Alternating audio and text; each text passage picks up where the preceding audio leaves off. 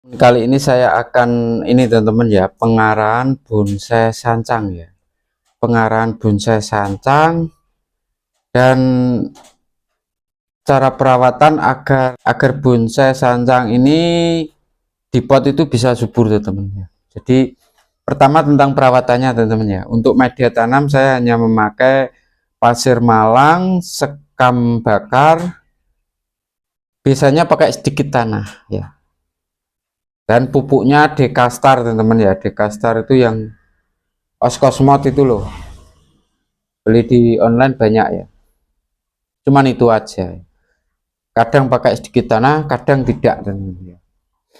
Ya kadang juga pupuk kandang sedikit juga nggak apa-apa ya. Nah, media itu nomor satu teman-teman ya. Kalau medianya bagus, tanamannya subur, bonsai itu pertumbuhannya cepat. Nah, kalau media tidak bagus, tidak cocok, bonsai pertumbuhannya lambat, itu repot teman-teman. Jadi nggak jadi-jadi nanti ya. Ya mau dikawat apanya yang dikawat, kalau nggak subur nanti dikawat malah jadi rusak ya. Malah nggak berkembang, malah rusak. Jadi dia centret ya, atau tidak bisa berkembang nanti. Nomor satu botaninya dulu teman-teman. Media yang cocok. Nah, kedua teman-teman, kalau bisa untuk sancang, kalau di pot ya teman-teman ya, kalau di liar sih saya nggak perlu komentari ya, nggak perlu membahas ya. Tapi kalau di pot diusahakan bonsai ini potnya lebih lebar teman-teman, lebih lebar, lebih tebal, ini semakin bagus untuk pertumbuhannya ya. Kalau kita potnya kecil, dia akan akarnya cepat penuh, dia akan nanti pertumbuhannya juga nggak cepat ya, subur kadang tapi nggak bisa pertumbuhannya cepat. Bisa dilihat ini ya, pertumbuhannya sangat subur sekali teman-teman. Ini sudah saatnya mupuk, ini sudah berkurang teman-teman ya, mungkin akarnya sudah agak lumayan banyak, saatnya mupuk ya. Jadi pemupukan kalau bisa rutin teman-teman ya, pemupukan rutin, penyiraman rutin, minimal 2 kali sehari lah. Nah kalau mungkin kalau di tempat saya terkadang panasnya terlalu ekstrim teman-teman, itu bisa 3 kali. Itu kalau mau ya nggak apa-apa, yang penting medianya porus teman-teman ya. Media tanamnya porus, dalam arti porus itu disiram itu cepat habis, air cepat hilang ya. Itu media porus teman-teman. Nah untuk anak cabang ini yang nggak kita butuhkan, dipotongi juga untuk mempercepat pembesaran juga bisa teman-teman ya. Nah, anak cabang yang di cabang tumbuh ini loh teman-teman ya, ini dipotongi juga bisa. Nah bonsai sancang ini sudah 3 tahun teman-teman, dari bahan sudah 3 tahun ya, dari bahan ini loh teman-teman ya, dari ini membuat cabang ini, dari bahan angka 1 ini sudah 3 tahun teman-teman dengan membuat cabang seperti ini ya. Lain teman-teman, kadang ada yang di liar, ada yang di pot, pertumbuhannya juga beda-beda ya. Kalau di liar lebih cepat, harus rutin ngontrol ya kita. Nah kalau di pot ini memudahkan kita untuk mengontrol. Itu pun kalau di pot seperti ini bagusnya sudah ada cabang yang sudah seimbang teman-teman ya. Kalau bikin cabang mending di ground aja teman. Kalau kecil sih nggak masalah ya, kalau ukuran mame atau small di pot nggak masalah dari bahan. Tapi kalau ini mungkin kalau besar seperti ini, kalau kita bikin cabang sebesar ini apa ya, jempol lebih ya, agak lama teman-teman. Nah balik lagi, yang penting intinya itu pertumbuhannya harus subur dulu teman-teman ya. Nah kalau nggak subur nanti ya kita lama pertumbuhannya, untuk membenahi untuk apa lama. Kalau pertumbuhannya subur, cepat jadi teman-teman. Nomor 1 memang ya, botani itu nomor 1 tuh. Nah dengan proses bonsai seperti ini sudah 3 tahun teman-teman, bayangkan ya, 3 tahun. Ini mungkin 2-3 tahun lagi baru jadi, 2-3 tahun baru jadi, sudah bisa dikonteskan lah teman-teman. 2-3 tahun lagi. Nah, terkadang saya melihat di Facebook atau di YouTube ya, jadi terkadang ada perdebatan bonsai yang mahal itu yang bagaimana, apa yang juara atau yang besar atau yang gimana ya. Ini menurut saya ini cuman sharing teman-teman ya. Jadi bonsai yang mahal itu luas teman-teman ya, pengertiannya luas. Bonsai juara belum tentu mahal teman-teman ya harganya. Kenapa? Satu, selera. Kalau juara pun kalau pihak si pembeli nggak selera dengan gayanya mungkin ya, itu ya dia nggak berani mahal teman-teman. Itu jadi antara penjual dan pembeli harus cocok teman-teman. Nah, juara pun banyak teman-teman ya, juara di event lokalan atau juara di nasional. Nah, kelasnya apa? Nah, seperti itu teman-teman. Ada juara di lokal, ada juara di pameran nasional. Nah, masih lagi teman-teman, juaranya itu di kota kecil atau kota besar teman-teman. Nah, juara di kota kecil mungkin kabupaten atau kota kecil, kita tandingkan di kota besar ya belum tentu dapat juara teman-teman. Best 10 pun belum tentu teman-teman. Tapi balik lagi kualitas bonsai teman-teman, patokannya kualitas bonsai teman-teman sendiri ya, bisa mengukur, wah bonsai saya ini standarnya kalau kontes di luar kota besar mampu. Nah, seperti itu kita ngoreksi bahan kita, bonsai kita sendirilah teman-teman ya.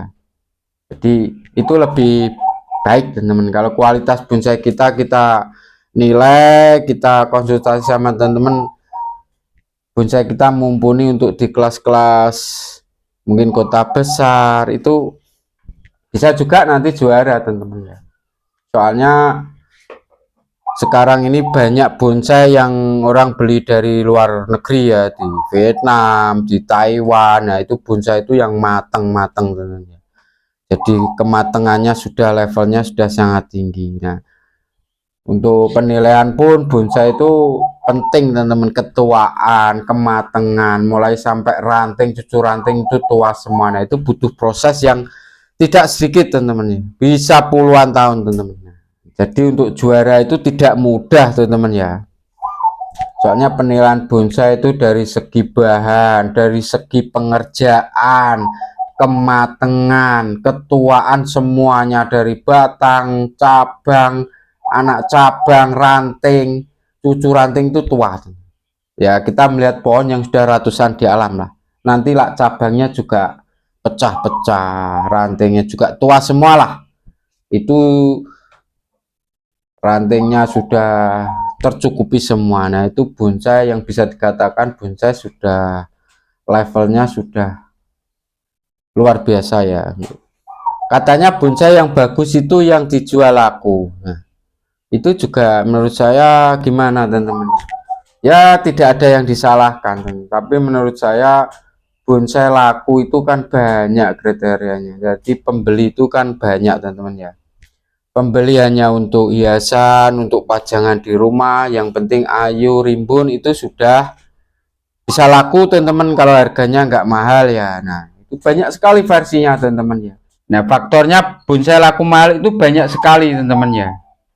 Terkadang ada bisa laku mahal, pihak si pembelinya banyak uang dan tidak paham tentang bonsai, jadi dia percaya-percayaan ya, percaya-percayaan atau melihat sekilas, wah bonsai ini sudah jadi, wah bonsai ini besar.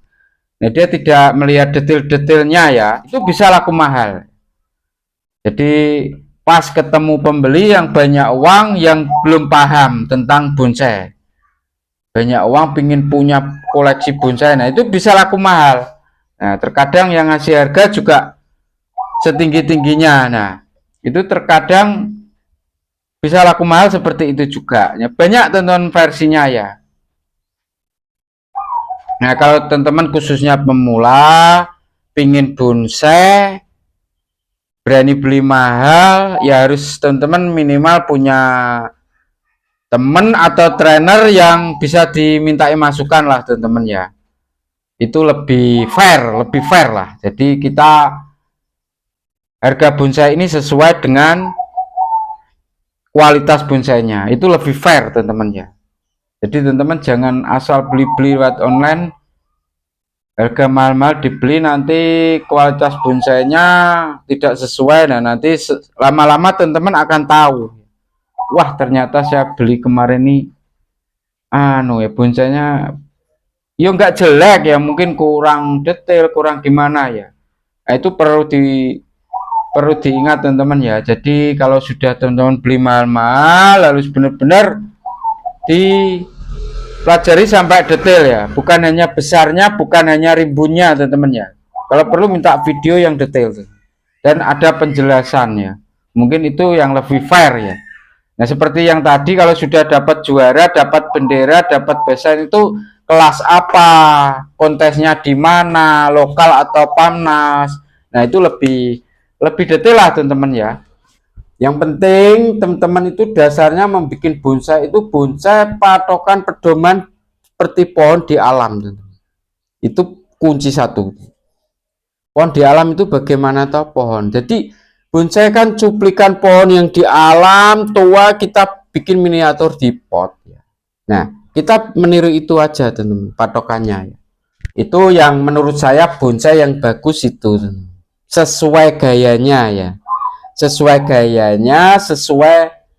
bahannya, sesuai pohon ini ya. Pohon seperti ini kalau di alam ini gaya formal ya. Nah kakinya formal harus bagaimana tuh. Nah, wah bonsai kalau sudah ratusan tahun tuh kakinya itu mengerucut, cabangnya juga seimbang ya. Ada bonsai itu tidak semuanya cabangnya seimbang teman-teman ya.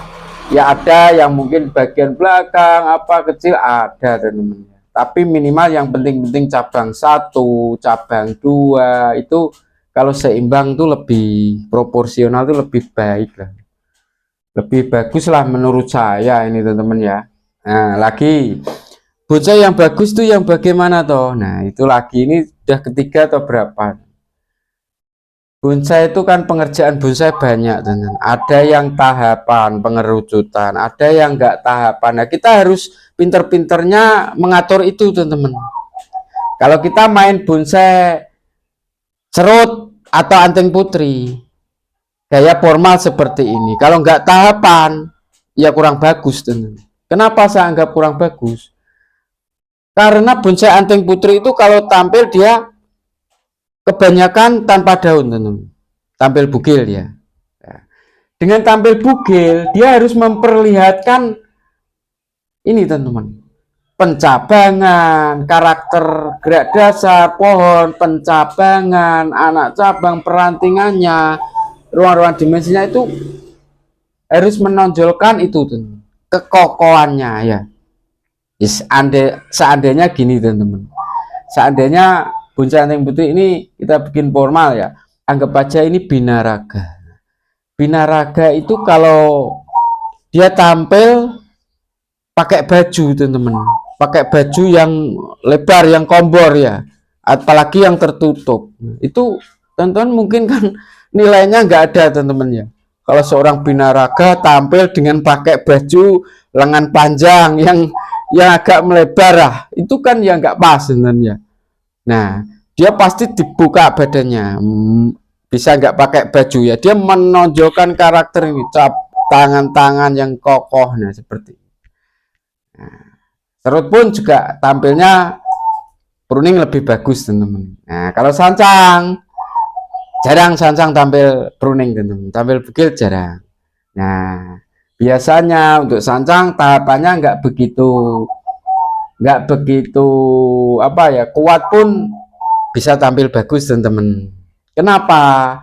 Karena sancang itu sudah ada keunggulan di daun, daunnya bisa kecil, rantingnya bisa rapet.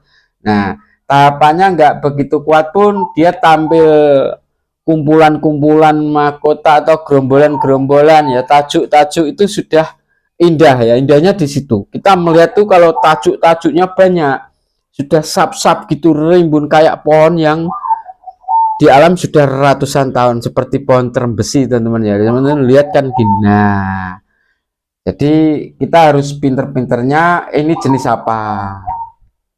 Kalau ini jenis sancang nggak apa-apa lah, tahapannya nggak, pengawatannya agak memanjang nggak apa-apa lah, nggak harus mengerucut beneran. Nah, kalau itu nggak apa, kita main tajuk-tajuknya. Nah, kalau jenis anteng putri, teman-teman bisa lihat kalau jenis formal yang juara mungkin kokoh dia, pengerucutannya, pembikinannya luar biasa.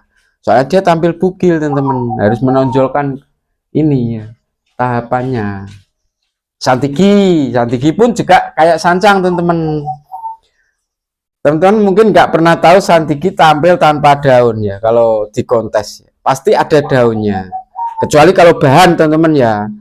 Nah, tahapannya pun nggak begitu kuat, nggak begitu merucut pun masih nggak terlihat teman-teman, karena dia tampil pakai baju, pakai daun lah ya. Nah, jadi dia menonjolkan tajuk-tajuknya. Jadi nanti sudah orang itu sudah terpukau ke tajuk-tajuk yang wah trap-trap rimbun itu. Nah, seperti itu teman-teman ya.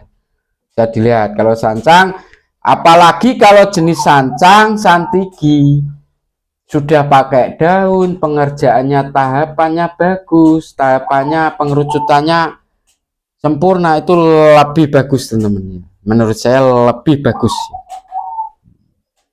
Ya seperti orang lah teman-teman, orang badan segini, tangannya segini, itu proporsional ya. Orangnya seperti saya segini lah, tangannya sebesar 3 kalinya ini.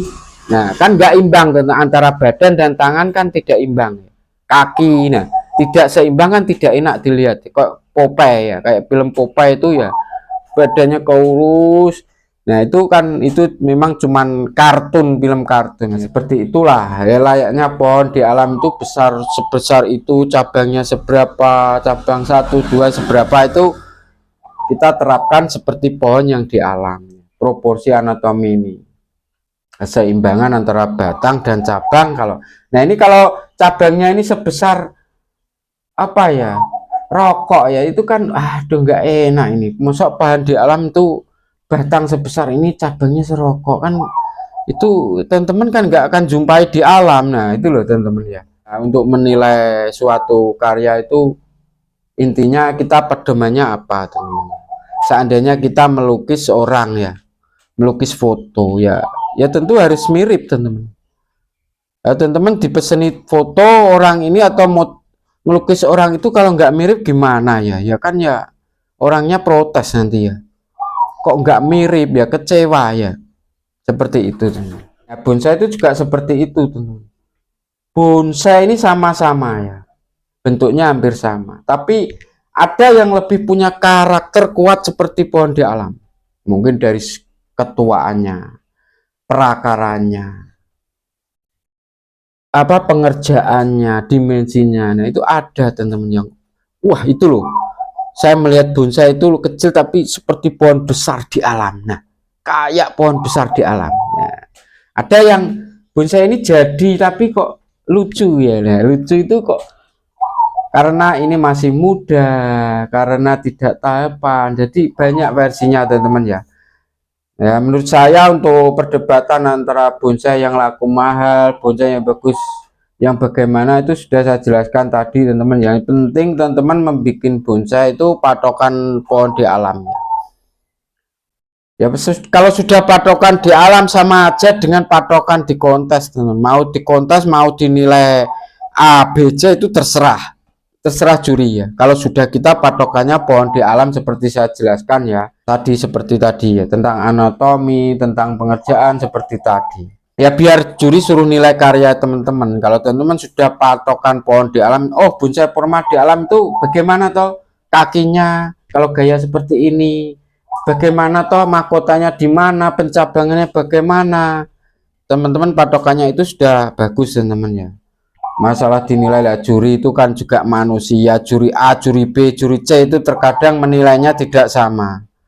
Hari ini saya ikutkan di kota A, dapat prestasi best 10, bendera 2. Nggak ada sebulan saya ikutkan di kota B dengan tampilan yang sama, kadang nggak dapat bendera dua, cuman satu, kadang bisa turun. Nah, yang menilai sudah beda ya. Nah, terkadang faktornya lain lagi teman-teman. Terkadang kalau masalah base itu biasanya kita ikut di kabupaten ya, atau lokal kita dapat base. Kita ikutkan di kota besar yang kuotanya semakin besar, persaingannya semakin berat, pemainnya besar-besar. Nah, itu juga beda teman-teman. Belum tentu kita yang dapat base di kabupaten atau di kota kecil, meskipun sama-sama pamnasnya dapat base. Nah, itu masih wajar lah teman-teman ya. Tapi kalau sudah dapat prestasi baik sekali, bendera merah, belum ada sebulan kita ikutkan dengan tampilan yang sama, cuman beda kota ya, kota A dan kota B, itu melorot itu ya, jurinya mungkin beda-beda. Nah, itu yang juri kan manusia ya, punya selera sendiri-sendiri lah. Tapi sebenarnya kalau selera itu bisa seminim mungkin ya kalau untuk menilai bonsai. Jadi ya semua orang tuh punya selera teman-teman. Kalau sudah kita menilai bonsai apalagi kelas pamnas, seminim mungkin lah selera itu dihilangkan teman-teman ya. Profesional lah teman-teman ya.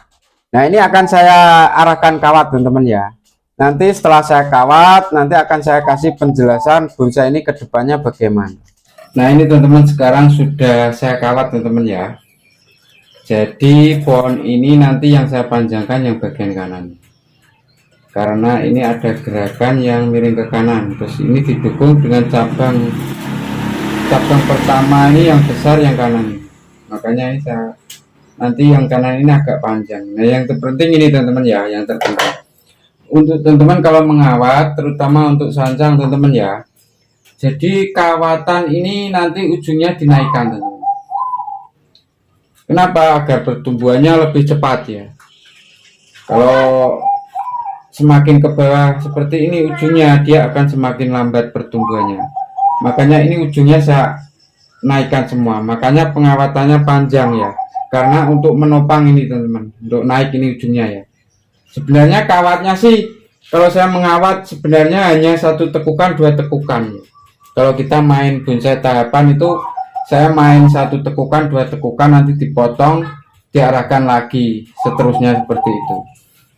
Nah, tapi kadang ada yang kita mengawat tuh sampai ujung panjang ini. Nanti kita main ini, anak cabang langsung dikawatnya. Itu ada seperti itu ya. Tapi kalau saya tahapan, saya main satu tekukan, dua tekukan, potong, arahkan lagi, potong, arahkan lagi, seperti itu. Nah, kawat panjang ini hanya untuk menopang ya. Nah, ini teman-teman, aku putar ya coba. Nah, bisa teman-teman ya.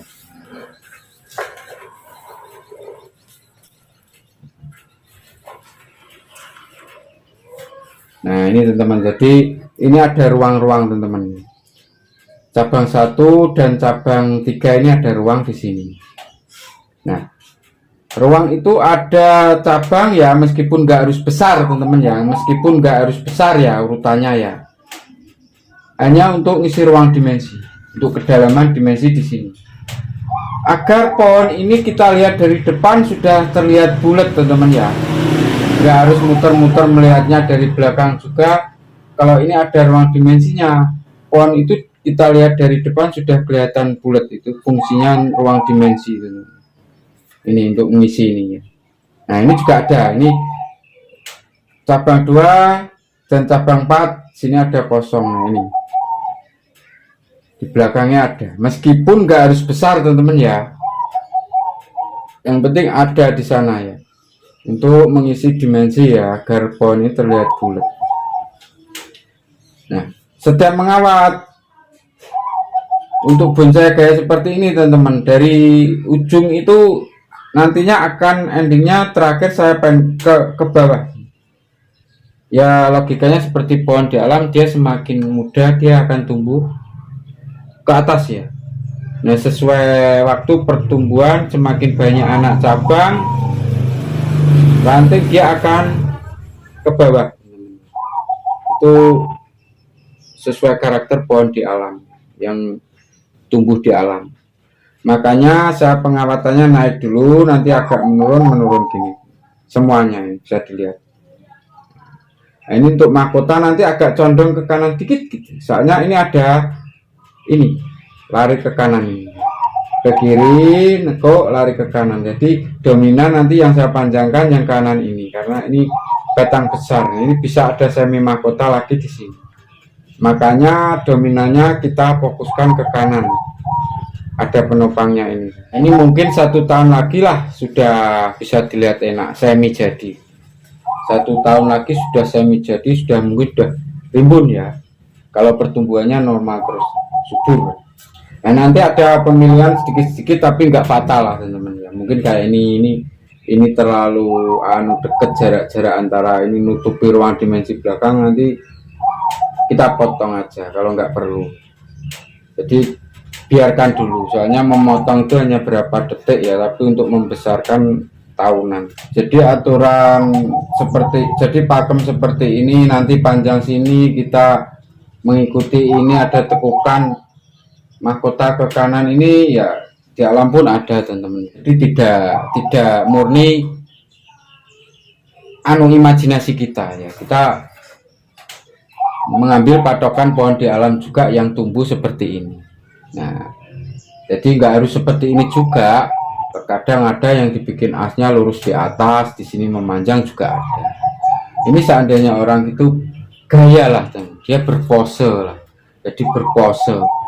Jadi kalau dia posenya miring gini, kepalanya di mana, nah posisi tangannya bagaimana, kakinya bagaimana, itu pose teman-teman ya. Kalau posenya pas enak ya kita lihat enak gitu aja teman. Tapi pohon di alam terkadang dengan bentuk seperti ini tidak harus seperti ini. Itu tergantung teman-teman ya, tergantung teman-teman yang si pembikinnya ya. Selama kita lihat enak tidak masalah teman-teman ya.